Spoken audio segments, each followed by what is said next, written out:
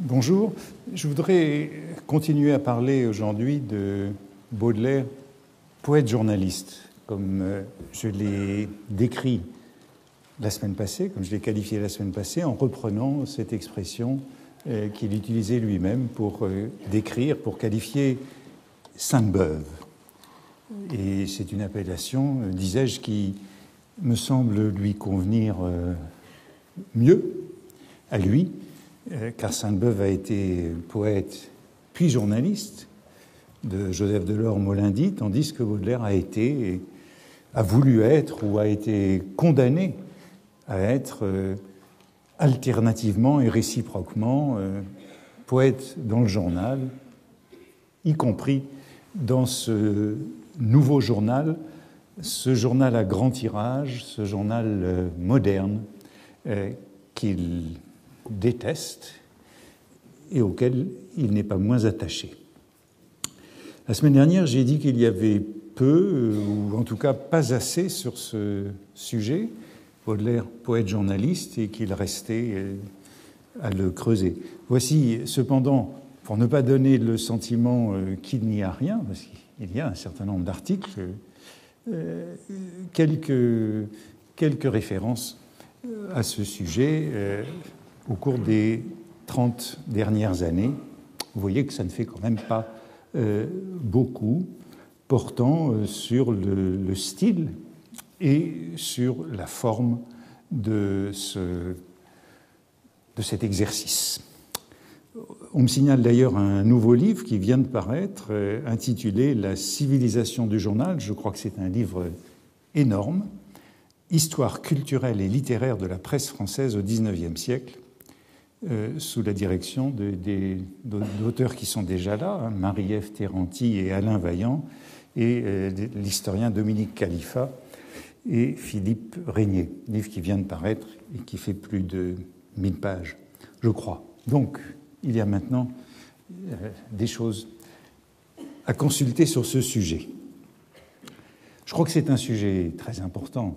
Cette presse moderne paraît, lorsque Baudelaire est adolescent, avec les deux grands quotidiens, Le Siècle et La Presse, qui voient le jour en 1836, et c'est au fond toute la jeunesse et toute la vie adulte de Baudelaire qui est contemporaine de ce développement de la presse. La semaine dernière, j'ai mis l'accent sur la publication dans le quotidien qui s'appelle précisément La Presse, des 3 feuilletons de Baudelaire.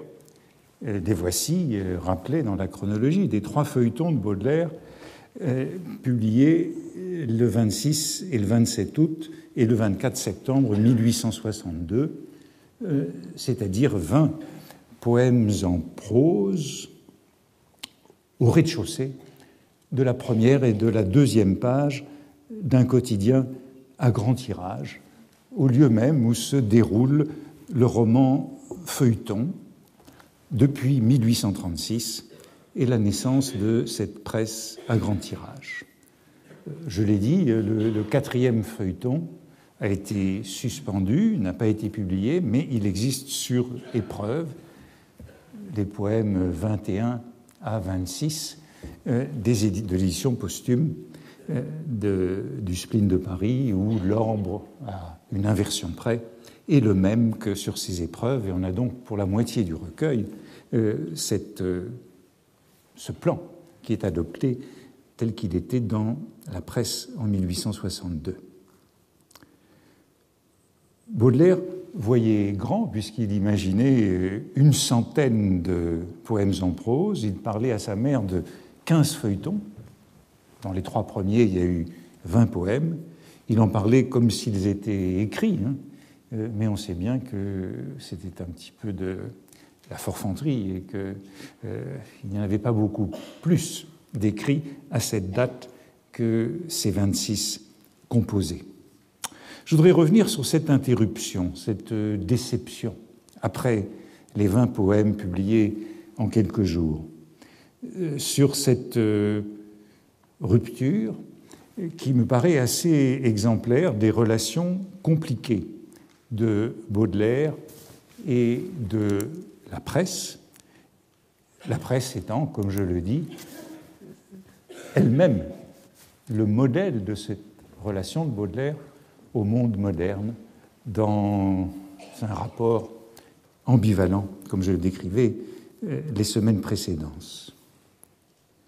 Baudelaire, c'est un homme qui est toujours en colère et il explique ainsi à sa mère son silence depuis plusieurs mois. Au moment de cette interruption, il lui dit qu'il ne lui a pas écrit depuis plusieurs mois en raison de son manque de béatitude, de paix de l'âme qui l'empêche de lui écrire. Il lui dit « Ainsi aujourd'hui, je t'écris des bureaux de la presse où je me croyais enfin installé et depuis 11 mois j'étais sans abri. Et voilà que j'endure ici des tortures, de véritables tortures. Et il se pourrait bien que je renonçasse à publier la suite des poèmes en prose qui faisaient 15 feuilletons. Voici les 15 feuilletons virtuels. Et cependant l'argent, car tout est là. » Baudelaire présente donc la situation à sa mère comme si c'était lui qui s'apprêtait à renoncer à publier ses poèmes en prose dans la presse, et non pas comme si on le remerciait, comme si on le congédiait.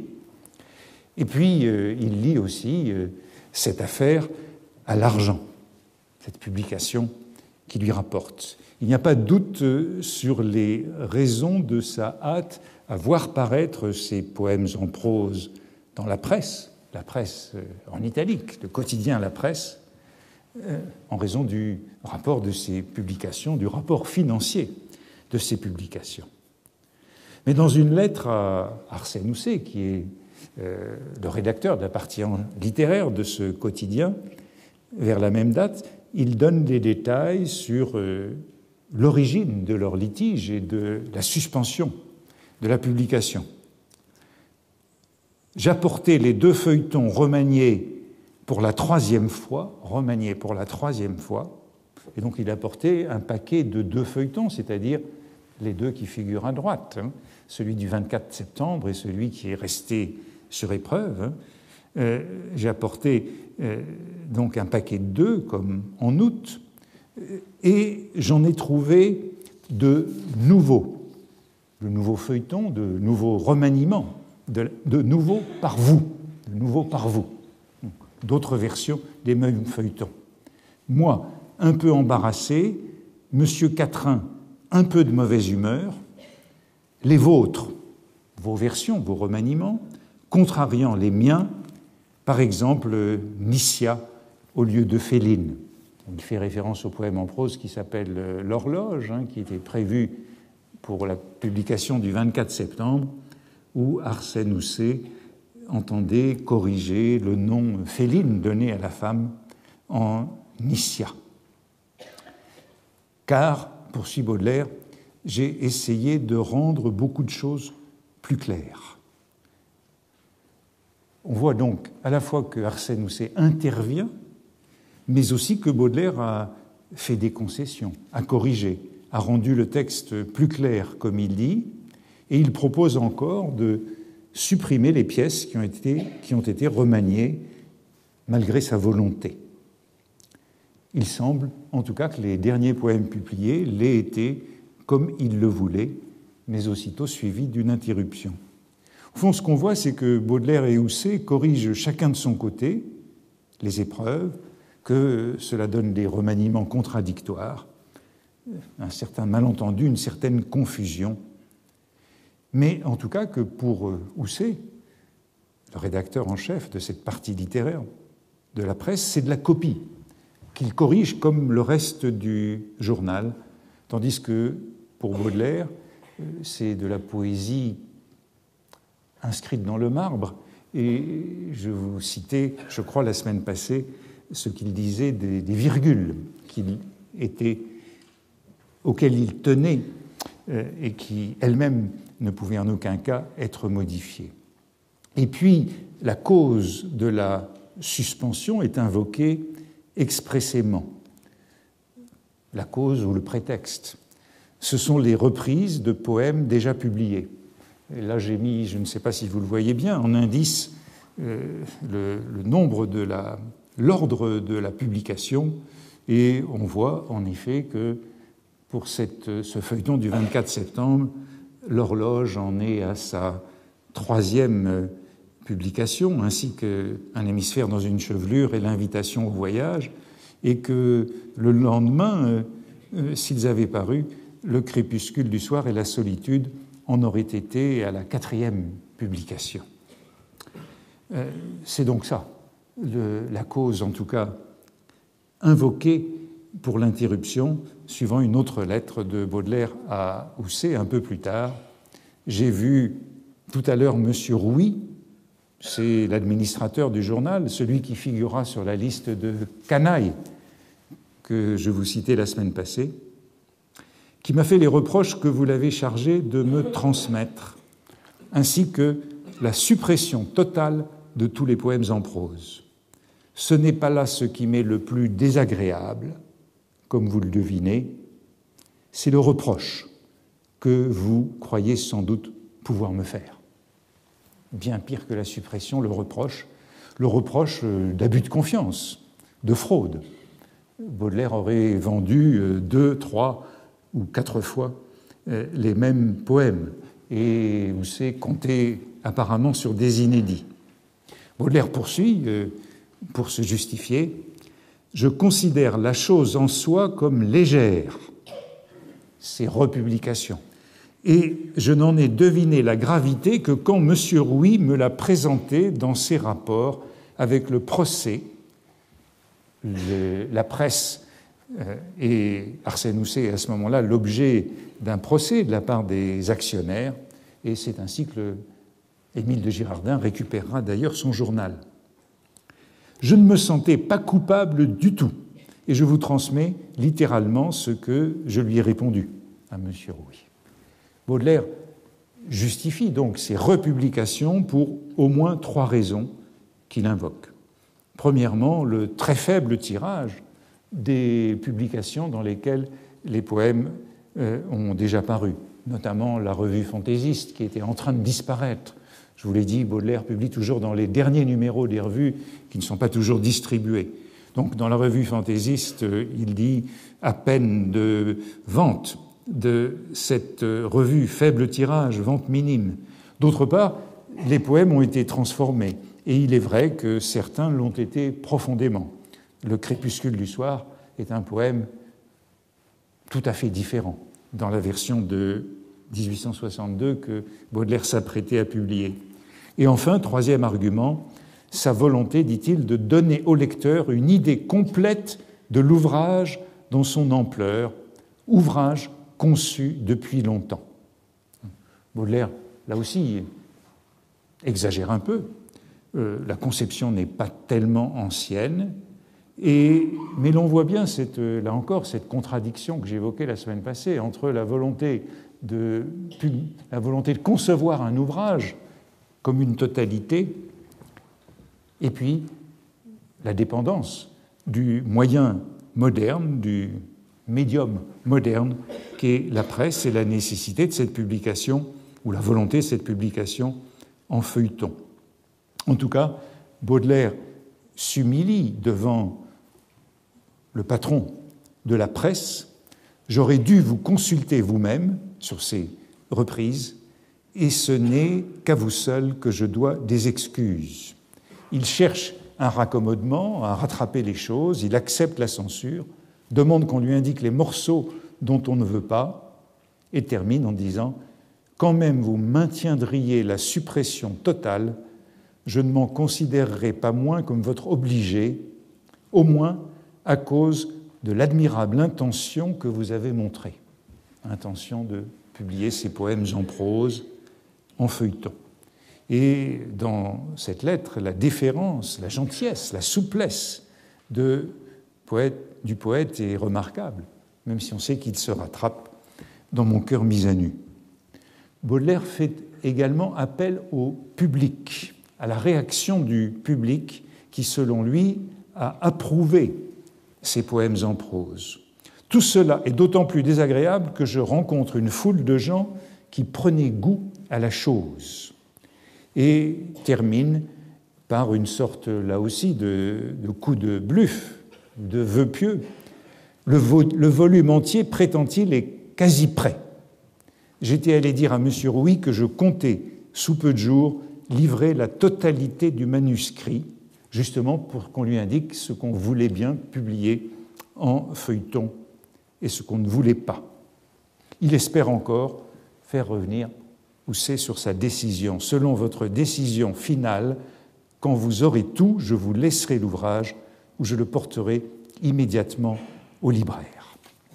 C'est évidemment une exagération puisque cette totalité, ce tout, au-delà des pièces composées, n'existe pas à cette date, ou sinon dans la tête de Baudelaire, et le contrat qu'il signera bientôt avec l'éditeur Hetzel ne sera jamais honoré. Si j'insiste sur cette lettre, c'est parce que j'ai un peu de peine à me convaincre des raisons avancées pour suspendre la publication des poèmes en prose sous la forme de feuilletons, à savoir que certains poèmes ne sont pas inédits. En effet, dans sa chronique de l'artiste, je vous ai dit qu'Arsène Houssaye a été en même temps le patron de la presse, revue Journal à grand tirage, et de l'artiste, revue littéraire, eh bien, jouant de l'une et de l'autre, dans l'artiste, il publie une chronique, et dans cette chronique, sous un pseudonyme, la voici, cette chronique, il reproduit l'article de Banville dans Le Boulevard, autre petit journal, faisant l'éloge des poèmes en prose. La colonne de gauche, vous avez l'article de Banville, du Boulevard, et Banville qui fait l'éloge des poèmes en prose en les appelant « Un véritable événement littéraire a eu lieu. Je veux parler de la publication des poèmes en prose de Charles Baudelaire dans le feuilleton de la presse. » Et Banville mentionne Le vieux saltimbanque et Le mauvais vitrier, deux poèmes évidemment parmi les plus beaux de ces feuilletons. Et Houssaye lui-même, vous le voyez en bas de la colonne et en bas de la colonne de gauche et en haut de la colonne de droite, cite lui-même l'horloge qu'il vient de publier dans la presse et qui a précisément été l'objet d'un litige au titre de sa publication antérieure. Ce qui voudrait dire que Houssaye, pour l'artiste en tout cas, n'en voudrait pas tellement à Baudelaire de ses publications antérieures. Et puis, ensuite, un peu plus tard, d'autres poèmes en prose paraîtront dans l'Artiste, dans cette belle revue, et non plus dans la presse quotidienne.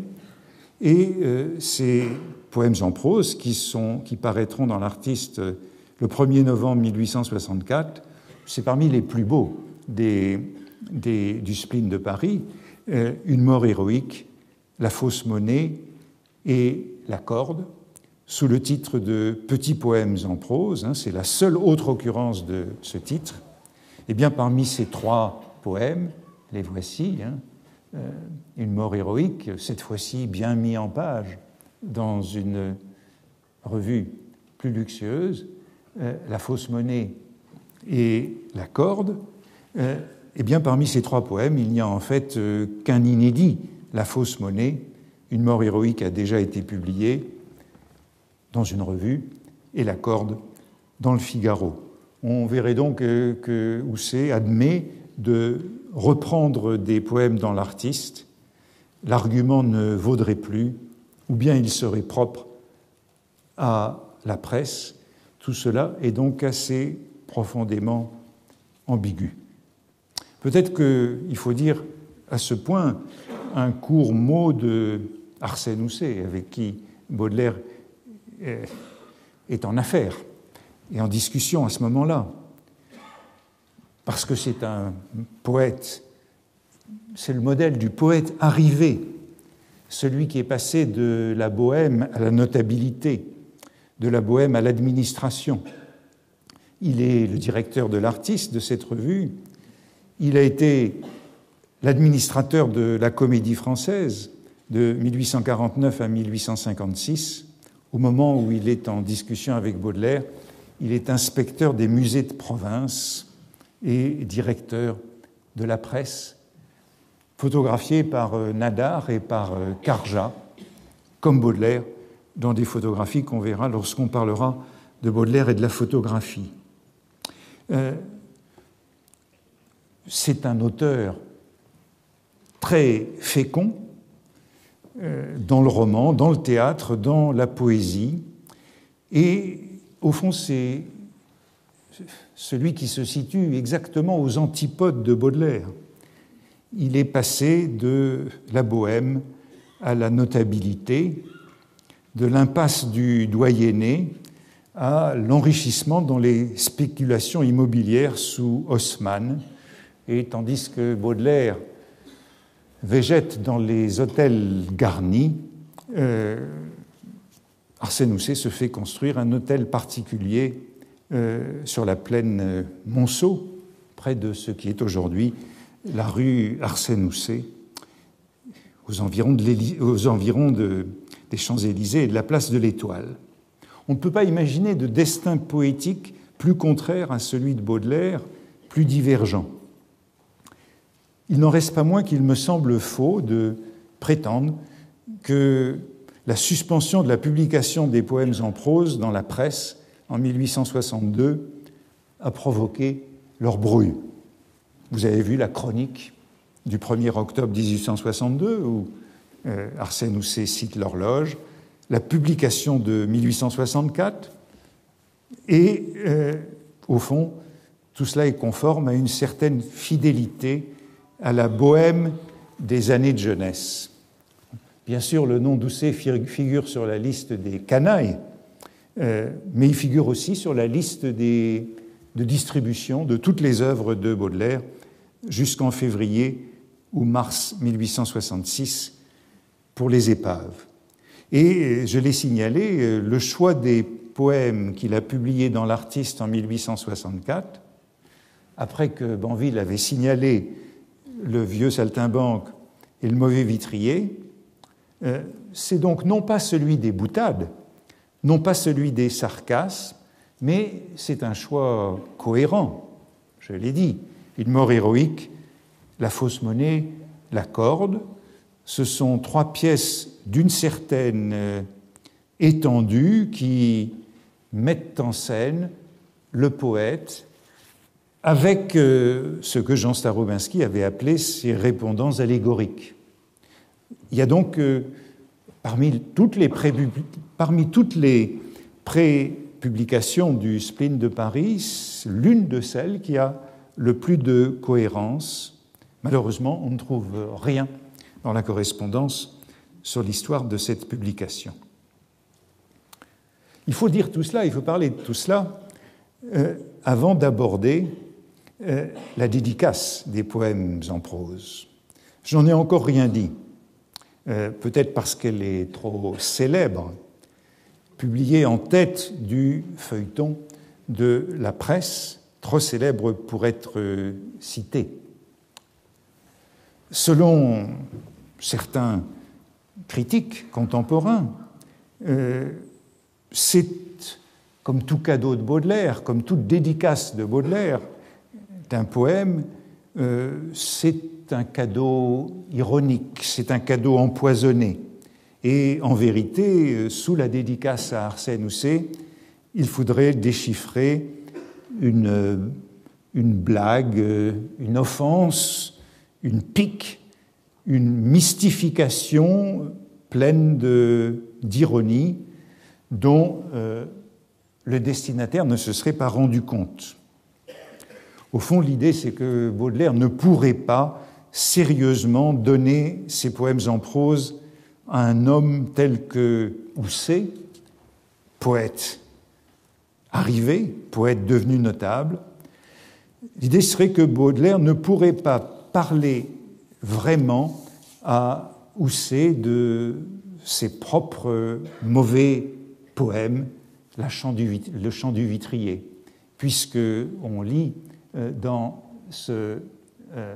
cette dédicace, dans ce paragraphe, cette référence au poème de Houssaye, c'est « Vous-même, mon cher ami, n'avez-vous pas tenté de traduire en une chanson le cri strident du vitrier et d'exprimer dans une prose lyrique toutes les désolantes suggestions que ce cri envoie jusqu'aux mansardes à travers les plus hautes brumes de la rue ». Cette référence, après avoir évoqué Aloysius Bertrand, ne pourrait pas être sérieuse et il faudrait la lire comme une pique. Et il est vrai que le poème de Houssaye, auquel fait référence Baudelaire, est le modèle même de ces pièces fraternitaires datant de la Révolution et des débuts de la République que Baudelaire déteste. Voici cette chanson du Vitrier dans son première édition de 1850, avec tout autre chose que les poèmes en prose de Baudelaire. Au Vitrier, c'est le cri de Paris, le cri du vitrier dans la rue, entendu par le poète. Je descendais la rue du Bac, j'écoutais, moi seul au milieu de tous ces passants qui à pied ou en carrosse allaient au but, alors à l'amour, à la vanité, j'écoutais cette chanson pleine de larmes au vitrier. Donc le refrain au vitrier est répété d'un bout à l'autre, et je voudrais simplement souligner les passages qui pouvaient, au fond, le plus choquer Baudelaire dans sa haine de cette fraternité, de cette poésie fraternitaire et humanitaire. J'allais à lui, mon brave homme, il ne faut pas mourir de faim. Il s'était appuyé sur le mur comme un homme ivre. Allons, allons, continuai-je en lui prenant le bras, et je l'entraînais au cabaret comme si j'en savais le chemin. Je trinquai avec lui, mais ses dents claquèrent sur le verre et il s'évanouit. Oui, madame, il s'évanouit, ce qui lui causa un dégât de 3 francs 10 sous, la moitié de son capital, car je ne pus empêcher ses carreaux de casser. Bien sûr, tout le contraire du mauvais vitrier de Baudelaire, où, avec la conscience dans le mal, c'est le poète qui provoque la destruction du capital du vitrier.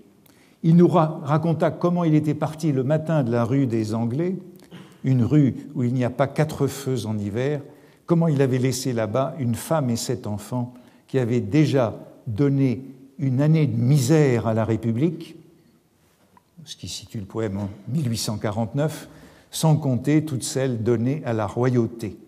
Depuis le matin, il avait crié plus de 1000 fois. Et enfin, à la fin de ce poème humanitaire, j'étais silencieux devant cette suprême misère.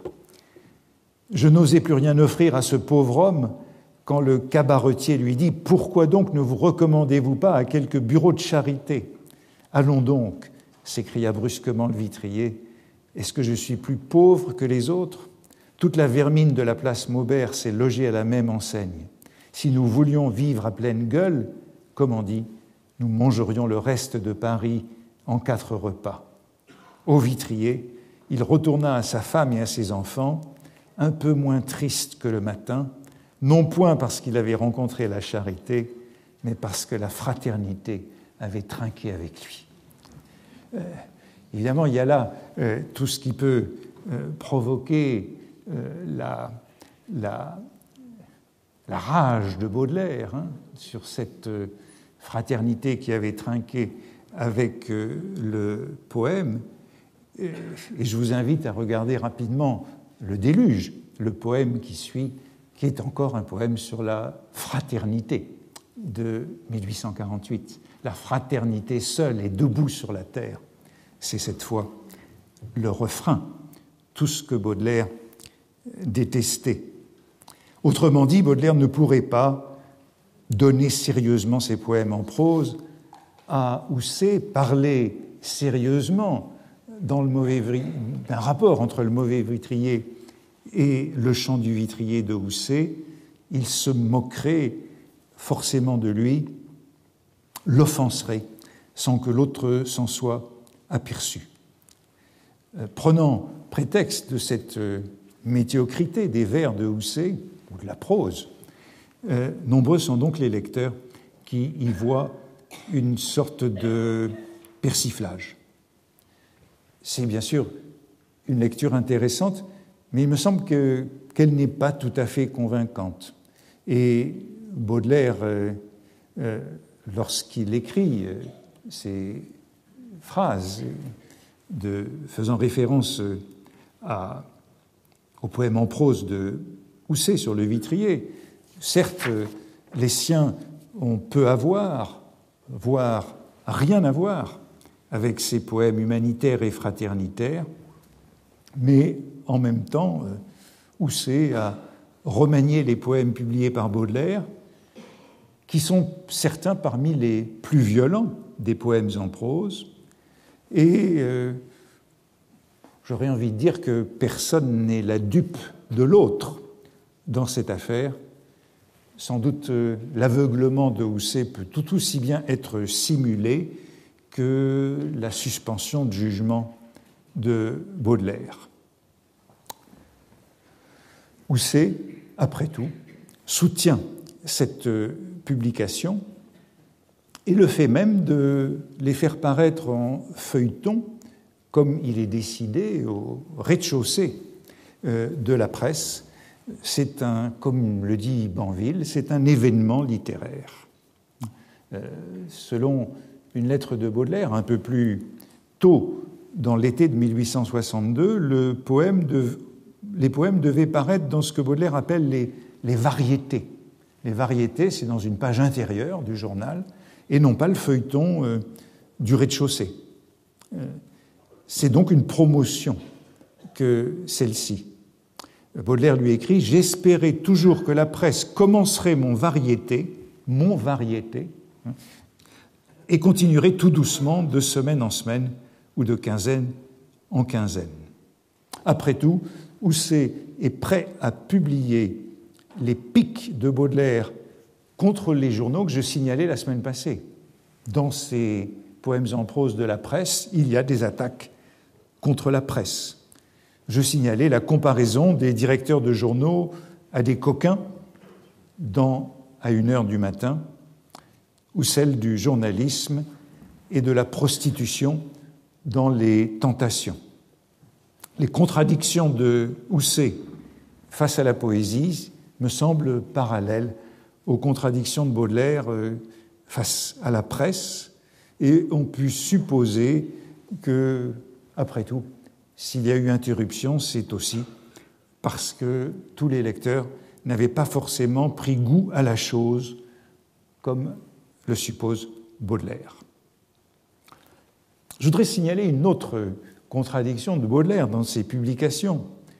Au début de cette dédicace, au début de ce protocole de lecture qui est affiché pour le moment, en tête de ses poèmes en prose, Baudelaire défend la fragmentation sur un ton léger, enjoué. Il voit tous ses avantages pour l'ensemble des partenaires. Là aussi, c'est un passage bien connu, mais que je relis. « Mon cher ami, je vous envoie un petit ouvrage dont on ne pourrait pas dire sans injustice qu'il n'a ni queue ni tête, puisque tout au contraire y est à la fois tête et queue, alternativement et réciproquement.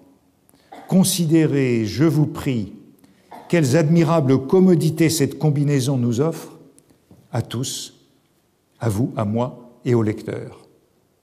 Nous pouvons couper où nous voulons, moi, ma rêverie, vous, le manuscrit, le lecteur, sa lecture, car je ne suspends pas la volonté rétive de celui-ci au fil interminable d'une intrigue superflue.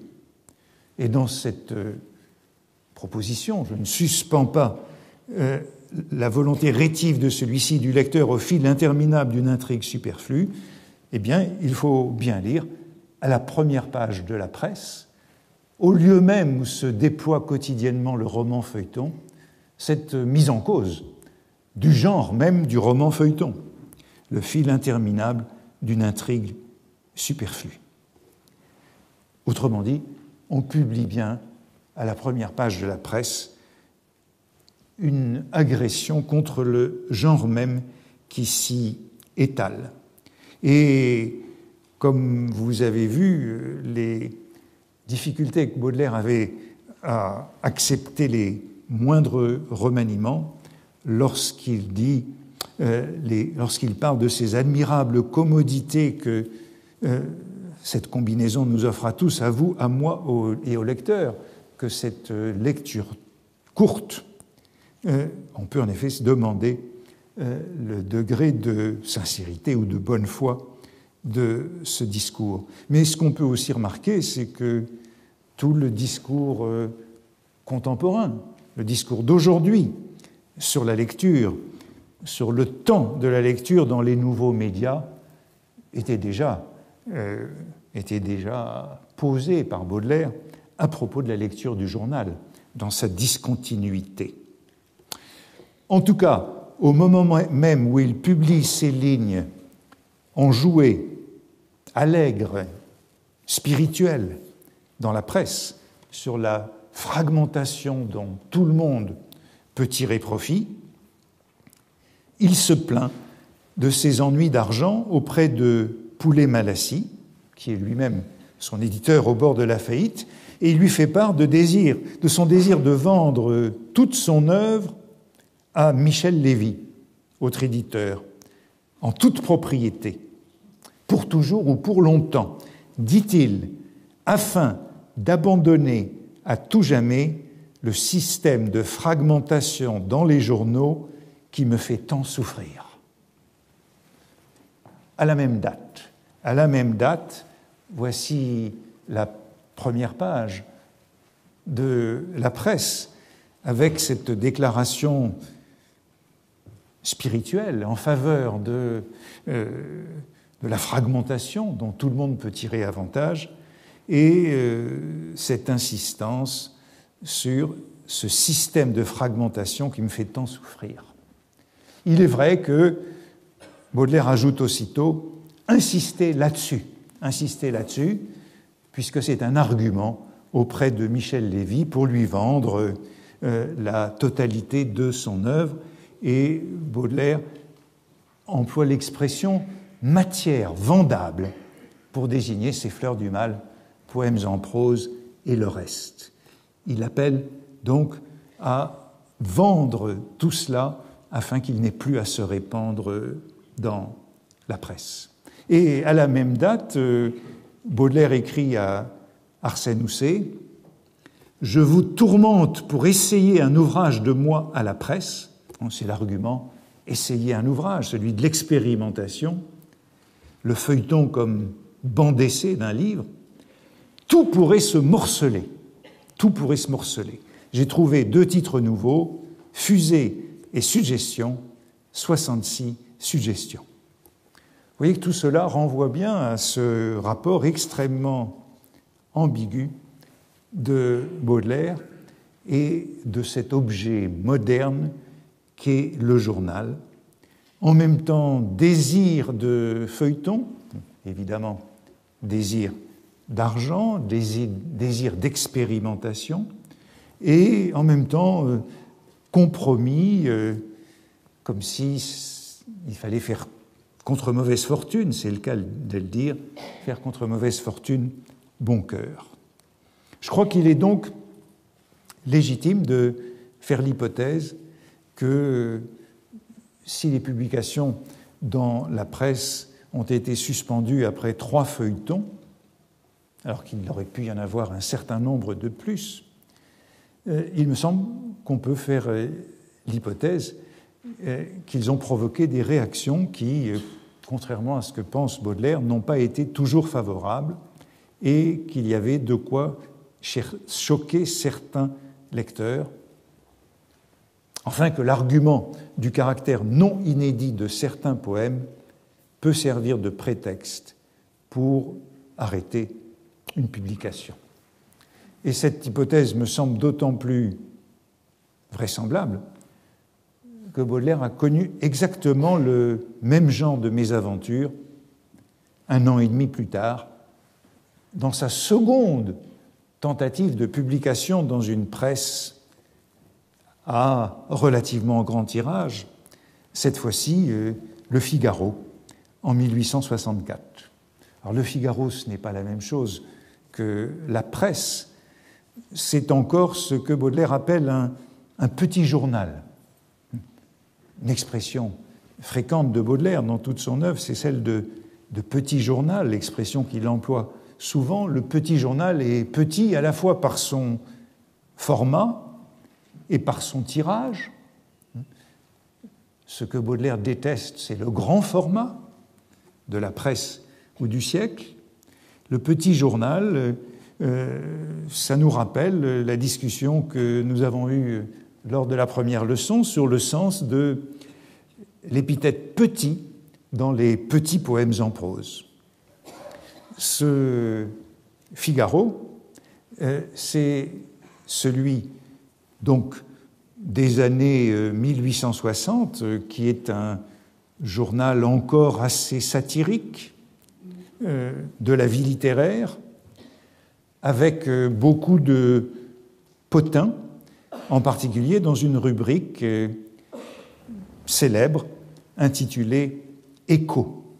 Écho de la vie littéraire, écho de la vie parisienne. Il y en a une autre qui s'appelle « Bruit de la semaine ». Et je ne sais plus si je vous l'avais montré, mais ici, dans le Figaro, les poèmes en prose de Baudelaire sont publiés donc non pas en feuilleton. En feuilleton, vous avez le procès de la Valette, et ils sont publiés à partir de la page 3, à droite ici, le spleen de Paris, la corde, justement, à Édouard Manet, page 4 dans son intégralité, sauf le feuilleton en bas,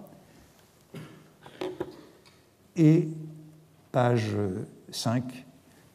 Et vous voyez qu'ils sont suivis de ces échos de Paris qui occupent pratiquement tout le reste du journal. Voici la page suivante, est faite de ces échos, et puis on arrive à la publicité à la fin. Mais vous voyez que la rubrique qui fait vendre le journal, ce sont les échos de Paris, et d'une certaine façon, non sans rapport avec un certain nombre des poèmes en prose.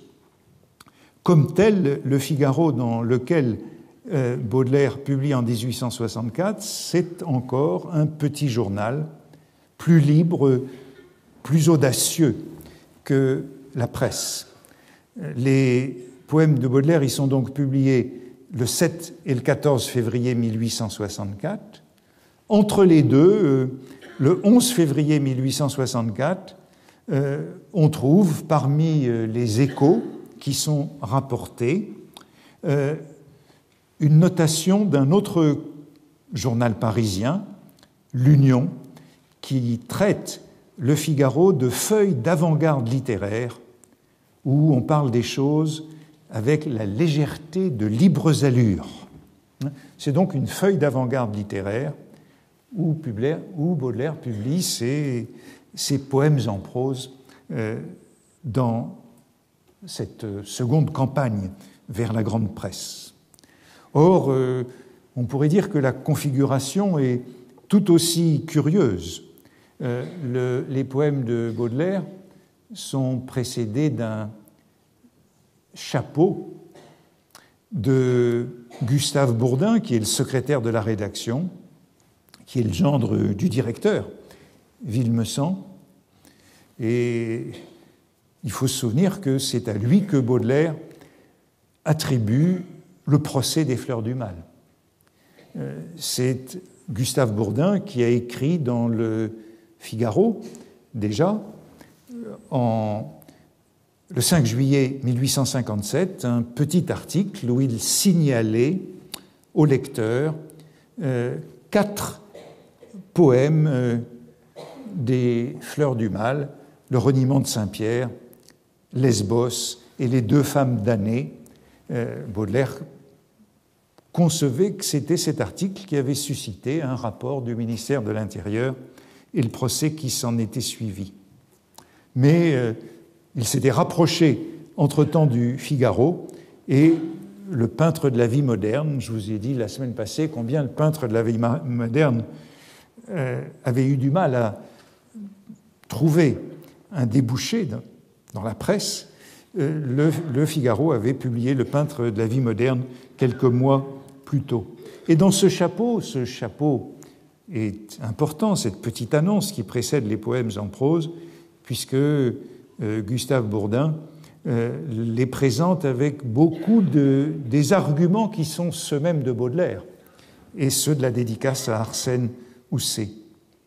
Tous les détails matériels, dit-il, et en un mot, toutes les minuties de la vie prosaïque trouvent leur place dans l'œuvre en prose où l'idéal et le trivial se fondent dans un amalgame inséparable. Et oui, je pense que vous pouvez le lire, dans l'ouvrage en prose comme dans l'œuvre en vers, toutes les suggestions de la rue, voilà le mot suggestion que Baudelaire envisageait comme titre de cette œuvre, de la circonstance et du ciel parisien, tous les soubresauts de la conscience, toutes les langueurs de la rêverie, la philosophie, le songe et même l'anecdote peuvent prendre leur rang à tour de rôle.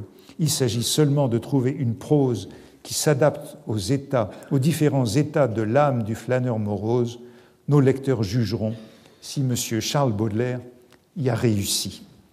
Ce genre de texte est manifestement inspiré par Baudelaire, sauf sans doute la dernière phrase qui a pu lui déplaire, s'en remettant au lecteur, puisque le chapeau du peintre de la vie moderne lui avait déplu pour cette raison. Le voici, ainsi qu'il le disait dans une lettre à sa mère. Deuxième paragraphe, le peintre de la vie moderne, étude de haute critique, très curieuse, très fouillée et très originale, fera 3 feuilletons.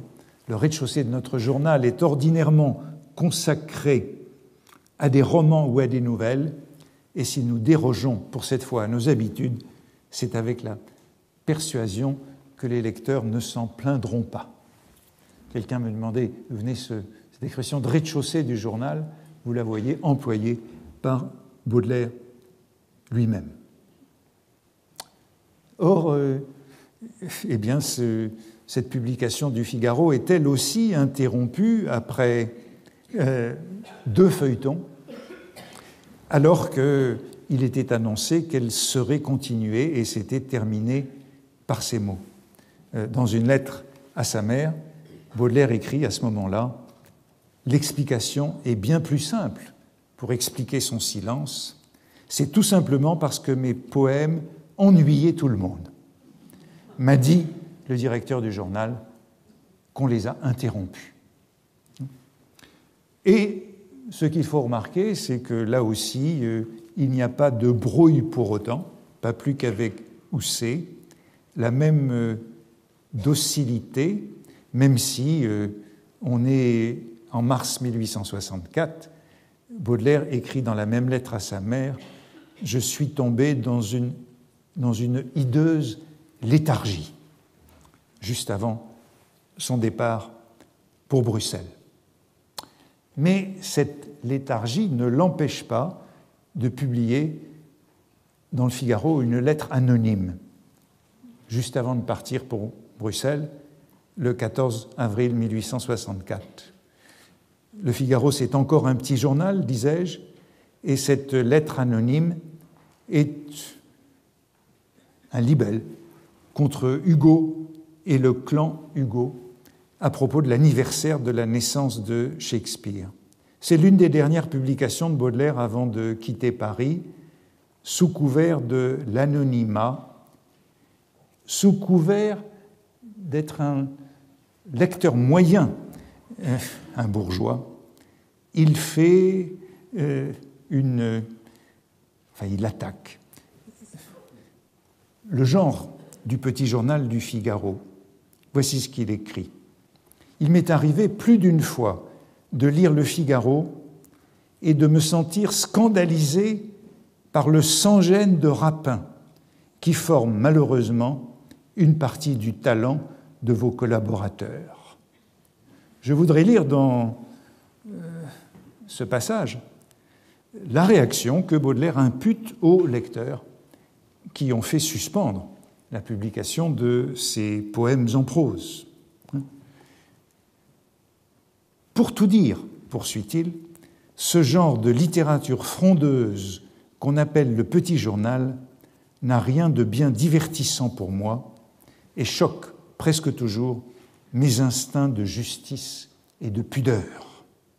Sous le masque de ce lecteur moyen, de ce bourgeois choqué par les rapins du Figaro, Baudelaire fait le procès du petit journal dans le petit journal.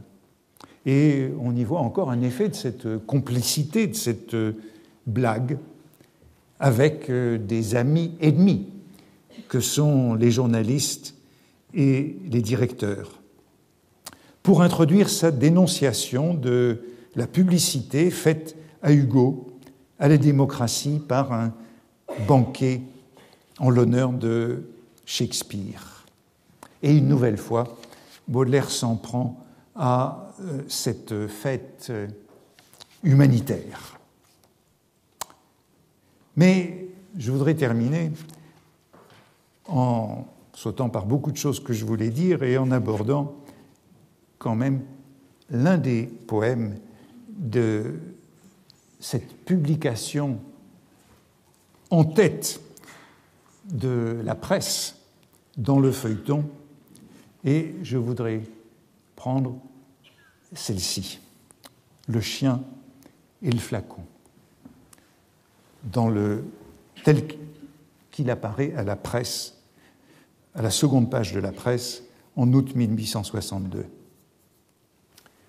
Mon beau chien, mon bon chien, mon cher toutou, approchez et venez respirer un excellent parfum, acheté chez le meilleur parfumeur de la ville. Et le chien, en frétillant de la queue, ce qui est, je crois, chez ces pauvres êtres, le signe correspondant du rire et du sourire, s'approche et pose curieusement son nez humide sur le flacon débouché. Puis, reculant soudainement avec effroi, il aboie contre moi en manière de reproche. « Ah, misérable chien, si je vous avais offert un paquet d'excréments, vous l'auriez flairé avec délice et peut-être dévoré. Ainsi vous-même, indigne compagnon de ma triste vie, vous ressemblez au public, à qui il ne faut jamais présenter des parfums délicats qui l'exaspèrent, des ordures soigneusement choisies. » Voilà pour cette manière de traiter et de maltraiter le public à la limite de ce qui est acceptable, à la place d'honneur, au rez-de-chaussée du journal. Et je crois que de le revoir dans ce contexte, restitue, c'est pourquoi il est important de le revoir dans cette prépublication, restitue la violence de l'agression. Comment, à partir d'une chose vue, on passe à la moralité désagréable, et en remarquant encore une fois qu'au centre de ce poème en prose se trouve, comme dans le miroir que j'avais analysé l'autre fois, cette première personne. Il aboie contre moi en manière de reproche. Et puis, bien sûr, il y a ce mot de paquet, paquet d'excréments.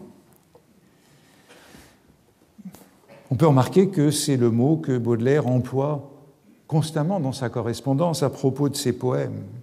Chaque fois qu'il envoie des poèmes à l'un de ses correspondants, il parle de petits paquets ou de gros paquets, de paquets de verre. Par exemple, dans la lettre à Sainte-Beuve que j'ai déjà citée, où il appelait ses poèmes des rêvasseries en prose, il lui disait « Je vous ai envoyé un petit paquet de sonnets, je vous enverrai prochainement plusieurs paquets de rêvasseries en prose. Et dans toute sa correspondance de Belgique, lorsqu'il a pris un agent littéraire afin de placer ses poèmes à Paris, de lui trouver un éditeur, cette correspondance est pleine de références à ces paquets. D'ici à la fin du mois, écrit-il à Lemaire, vous recevrez un énorme paquet de poèmes en prose. Énorme paquet, faut-il le dire, qui ne verra jamais le jour. Ou encore à Poulet-Malassis, son correspondant des derniers mois, vous seriez bien gentil si vous m'envoyiez une note en me disant quel est le prix d'un exemplaire de la Justine et où cela peut se trouver tout de suite, me disant aussi le prix des Aphrodites du Diable au corps, autre texte érotique, et quelles sont, selon vous, les caractéristiques morales et littéraires d'autres saloperies, telles que celles produites par Mirabeau et le Rétif. Que diable le sieur Baudelaire veut-il faire de ce paquet d'ordures? Voici les ordures du poème. Le sieur Baudelaire a assez de génie pour étudier le crime dans son propre cœur. Cette note est destinée à un grand homme qui croit ne pouvoir l'étudier que chez les autres, en l'occurrence Sainte-Beuve.